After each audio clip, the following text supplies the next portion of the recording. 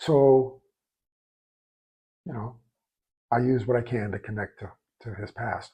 But he has a story. And the part of the reason I bring this up is you're going to see how that story pans out here. There was I watch auctions, not every Saturday, but just about, clock auctions and watch auctions. Mostly clocks and pocket watches, some wristwatch stuff.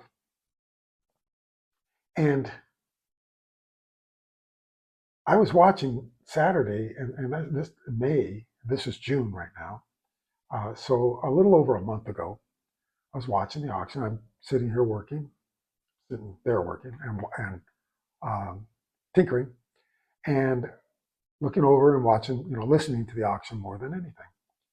And suddenly, Miklosch's watch came up, which surprised the heck out of me. It's posthumous. I never expected to see any of his watches come up. Never even thought about it, to be honest with you. And one of his watches came up for auction. And it's this digital watch. I think it was silver cased.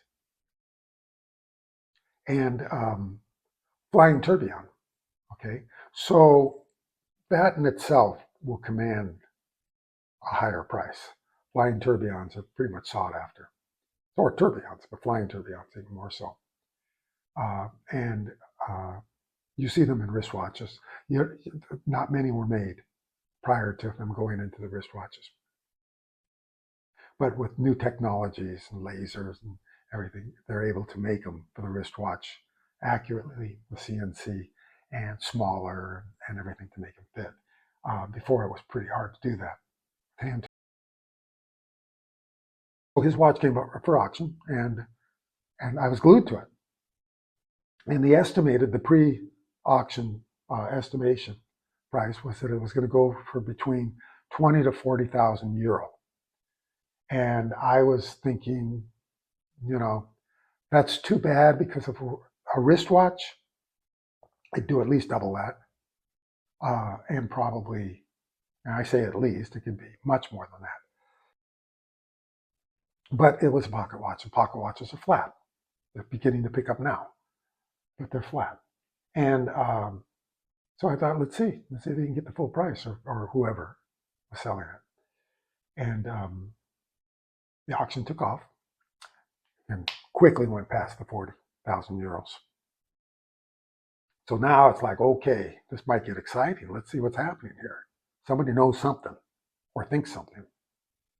And it kept going. Now, I want you to, my guesstimate was that it was going to go between 30 and 40 euro. That was a guess, because usually they're pretty close to the estimates. Sometimes they'll fly past them, but usually they're pretty close. And this one, I thought would probably be somewhere around there too. I hoped it would be, would pass it and do something. But I want you to, if you have a chance, put in, you don't have to put anything, anything other than what you think right now before watching or looking up the auction price somewhere, what you think it probably went for. Because I'll tell you now, obviously, it's higher than the 40, okay? And go ahead and put that in there, or write it down and then put it in there afterwards, what you thought it was. And I gave you my honest opinion, okay? And I missed. So just what you think it should have gone for, or would have gone for. So, okay, it kept moving and kept going up, and it passed 100,000 euro. Okay, now this is exciting. This is in the wristwatch range, or even maybe above some of the basic ones. So okay, I'm glued. I'm stuck there. And it kept going up, and it kept going up, and it kept going up, and it hit the 200,000 mark. And it kept going. It passed it. And this was exhilarating, at least for me. Why? Because I have a connection with this guy. It was one-sided, but it was a connection. And I was rooting for him, you know, uh, but it was also a pocket watch, which I love pocket watches. So I kept following it, and it kept going, and it kept going, and it kept going.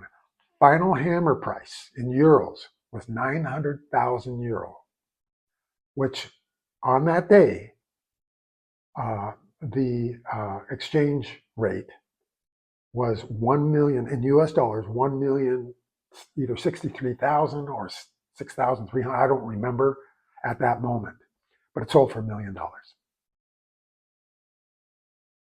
Okay, that in itself is exciting to think, wow, you know, an independent got $1 million for a watch. There have been others, but that was exceptional from a rather obscure watchmaker outside of his circles again. So, to say the least, I was extremely surprised. But what we have to realize is that something caused these collectors to go crazy on this watch. What was it? Was it the watch itself, maybe? You know, I'm sure it was a pretty well-made watch, you know, accurate. But there's more, obviously. What is that? I think it's the story. Again, the story of horology, the story of Richard Miklosch. The fact that he was a self-made watchmaker, self-made man. He chose his own path and didn't let anybody mess with it. He had his own way of doing it, and that was it. And I'm sure he listened to people. From what I understand, he visited George Daniels and got some ideas from him and did things. You know, he wanted to learn. He was always hungry for information. I'm sure he listened to everybody. But I think that he would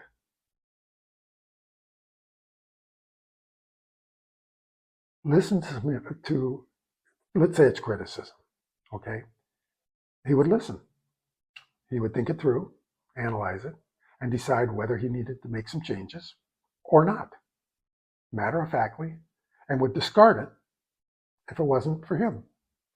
And if he heard anything about his shop or anything about the tools he's using, he probably gave it some thought, thought, it's not your shop, it's my shop, and I need to do it my way, and I'm comfortable in here. That's not disorganized. It is for them. Could have been perfectly organized for him. And all you can say really is that the results speak for themselves. And I think that collectors and investors buy at least as much into a story as they do for what they're purchasing as a material item. They buy into the artist. And even though I don't feel that Richard Miklosch, unless he had sold some stuff prior to this that I didn't know about for high dollars, some stuff was auctioned. And if that would have been the case, I think that the pre-estimate would have been higher. They saw something. They saw something very interesting to them. And what you're seeing more and more is a concern and interest in the artist, his or herself. Just like it is with any art. There's works of art that, to me, I wouldn't hang it on my wall. You know, I mean, I don't have good taste, but still. And yet they could turn out to be worth millions and millions of dollars. Like, really? It's because of the artist, not always because of the painting. But, you know, it's hard for me to say because I just don't have what it takes when I look at a piece of art, a work of art. I either find it, yeah, that's nice, or, you know, it doesn't do anything for me. But I don't get that deep into it. Maybe I don't have the intellect for it. But some people do. But I think most of the time, they're buying the name. They're buying a George O'Keeffe, not George. They're, a Picasso, whatever. You're buying the story. And we're seeing more and more of that happen in horology. And I think we're going to continue to see that as even more technology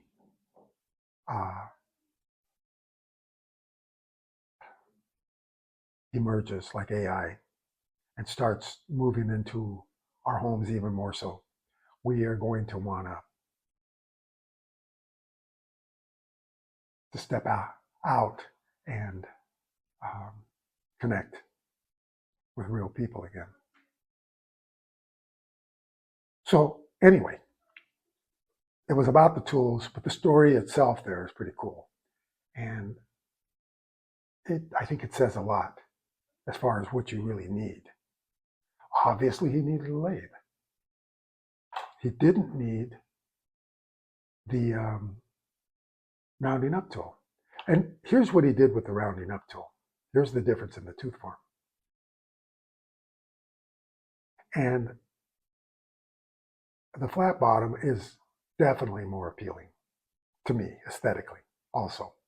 I would agree 100%. I always have felt that way. I use slitting saws a lot of times for the same thing and follow up with my rounding up tool. But I have two rounding up tools, and only because one was given to me. And so it appeals to me. That type of horology appeals to me. But he didn't have to have that. He did it because that's what he wanted. And he's kept, he sold some of his watches, but you see where he keeps them. Building the skill. That's what was really important to him. What he called exercises. He did his exercises every day that he could. And it showed in his results. So again, his techniques were different. The way that he did his work, not acceptable in a lot of circles, you might say.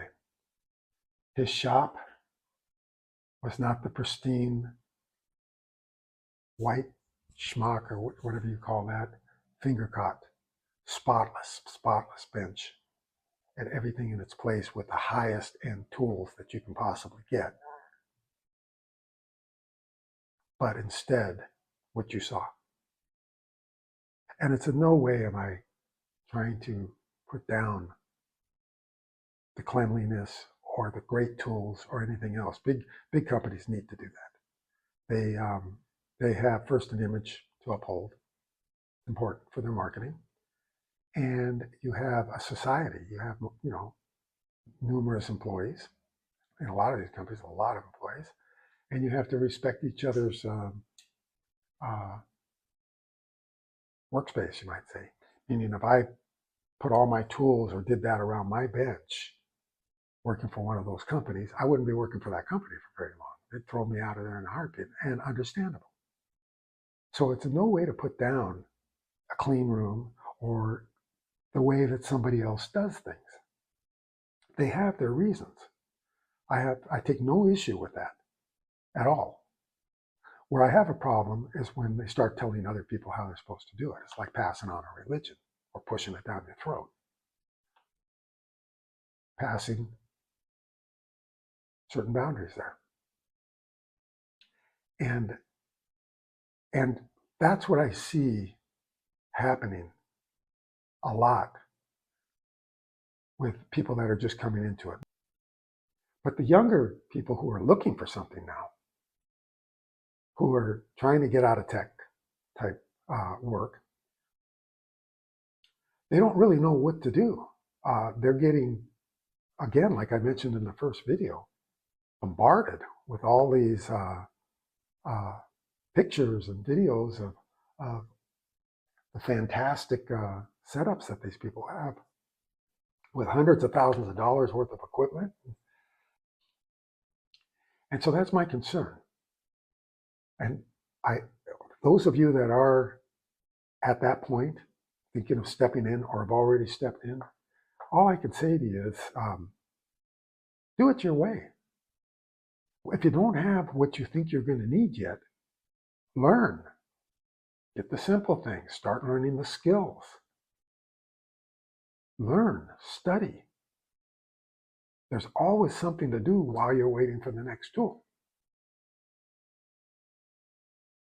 There is no rush unless you went out and got work too soon. Jobs to do. Just learn with what you have. There's one watch you can work on over and over and over again. Disassemble, try this, try that, different techniques of holding, do some filing on some parts, on pieces of metal, practice that. Learn to use those files correctly. You spend again, Miklosch had a cigar box, apparently with a couple of dozen tourbillon carriages in it, all at different levels of completion. He'd work on one, then he'd grab something else. He'd try different techniques on another. And from one of the articles that I read, the author, I can't remember his name, really good article, said that maybe in the future he would use those, a certain one, finish it up or whatever. But it wasn't about that. It was about perfecting his skill constantly, practice, practice, practice, to learn about himself, what he was capable of doing. And that passion that we talked about in the first video never left him. He's always had it. He never allowed it to get, destroyed. But there's no reason you can't be learning right now with whatever you have in a garage, or get some jeweler files and get some metal. They could be nails, and start filing shapes. Start making what looks like a screw. If you can get a hold of a lathe. I had a friend that used a drill, a hand drill, that he set up. He built the thing to hold the hand drill and everything. And he set that up as his lathe. And he would make parts. This is for clocks. He wasn't working on watches at the time. And in fact, he never did work on watches. But and he used that for his lathe for a long time.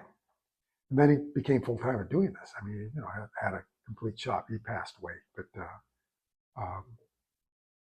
that's how he started. Basic hand tools. So if you're a clock guy, it's even easier to get started. And as you can see, your shop does not have to be perfect. It can be any space in any place that you can find. And for clocks, in the garage is a perfect place to be. I did mine because we lived in an apartment when I was, 20 years old. 21, on a kitchen table. And my watches I did in literally in a closet, and then moved it out to the living room, which didn't go over too well. But that's how you do it. It didn't matter to me. It didn't matter. I was so into it that you pretty much forget where you're at. So, but I just want you to realize that it's probably a lot easier than you think. The profession itself, clocks and watches, takes some work. Clocks can be, I said this before, they can be extremely complicated, some of them.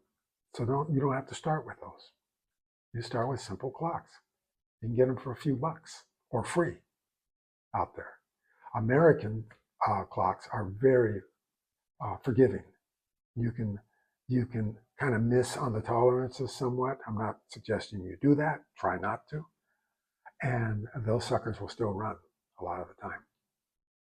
They were made to run while they're worn. The more they wear, usually like a French clock will stop right away if they start wearing. They don't wear quickly, but if they do wear, they're not going to run for very long. They're precision, more precision. The American clocks were made to run. Okay, finally, the part of learning to focus, maintain focus, to bring ourselves back when we've lost focus, and to build patience. This is going to be sprinkled throughout the next several videos. It's extremely important that I feel, and it's easy to do. But without it, again, we put what we're working on in danger. And so hopefully you'll enjoy this. I think that you will. Some of the techniques take effect very quickly. Some of it is through actual making new neural connections in our brain, which happens immediately upon the first attempt or first exercise. This neurogenesis actually is not neurogenesis, it's neural connections, okay, actually begin to take effect the second you start training yourself with a little resistance. So, and there's different techniques we can try and that we will use, and some work better than others, especially for tactile type stuff. We want to, again, learn how to bring ourselves back when we are distracted. They call them intentional blinks. You've probably heard of that. And attentional drift. The attentional blinks we will cover. They are important, but believe it or not, even though they're sort of split second, there's a lot happening there. And it is a little complicated. But it can lead into attentional drift, which it often does. And attentional drift is much more intuitive to understand because we do it all the time when we're aware of it. And that's when we drift away.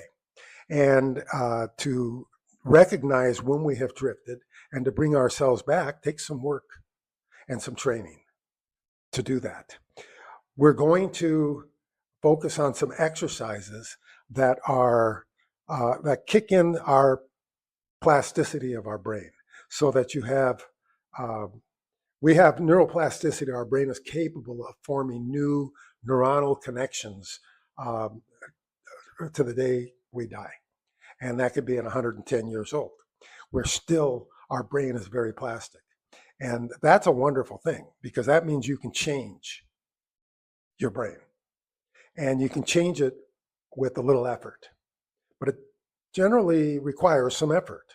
And we're going to use some different exercises that will be, you will more or less fine tune it to things that you like doing.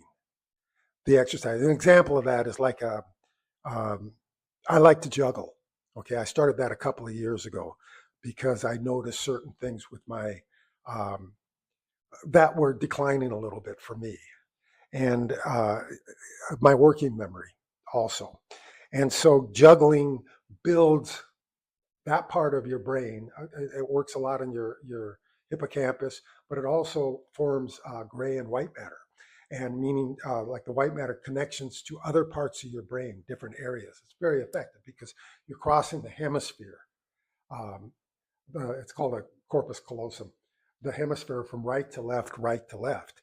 And it needs to access other parts of your brain. And that's an important concept here as far as building the neuroplasticity that we're going to need to build our what's called the working memory. Working memory is something that we will get into very deeply, in fact, because it's so important in the near future. And we tend to lose working memory as we age. And again, I speak of older people here, but it's not just for older people.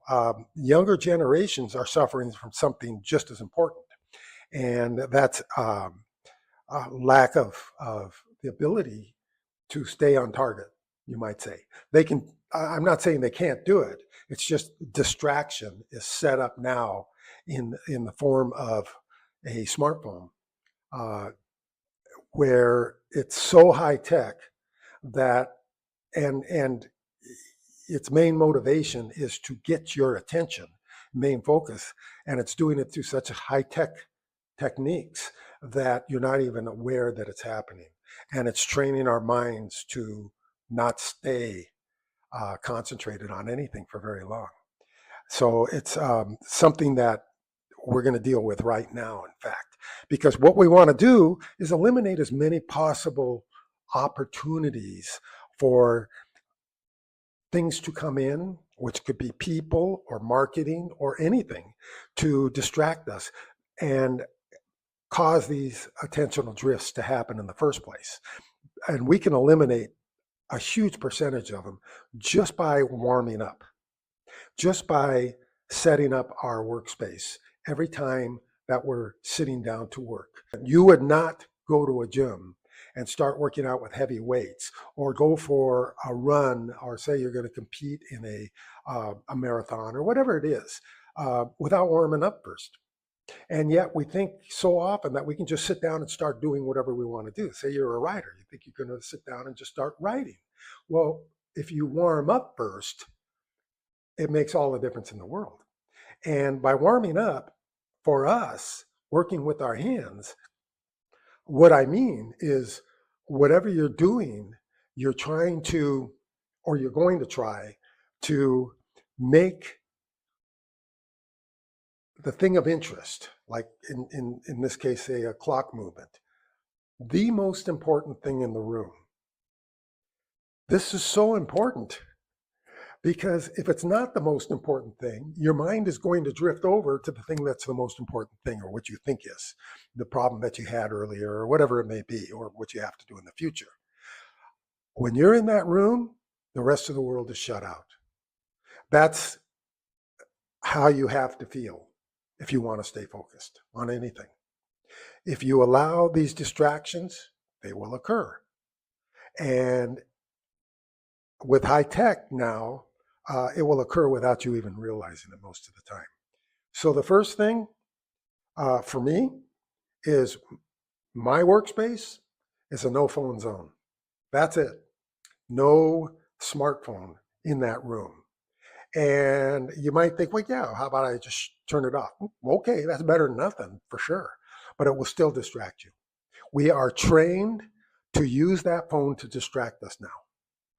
When we are uncomfortable doing something, if things become stressful, we'll look over at the phone. We may pick up the phone and check our mail or whatever it is, or just do some doom scrolling for a few minutes. But we use it now to distract us. It is a great tool to screw you up as far as being able to concentrate and do what you need to do. So I would highly recommend turn it off, get it out of that room. You can live without it for a short period. And if you can't live without it for a short period of time, because if you have something going on, don't sit down yet. Wait, get your work done that you need to get done. Take care of it. I'm not saying don't be responsible and don't address issues, but set aside time for yourself.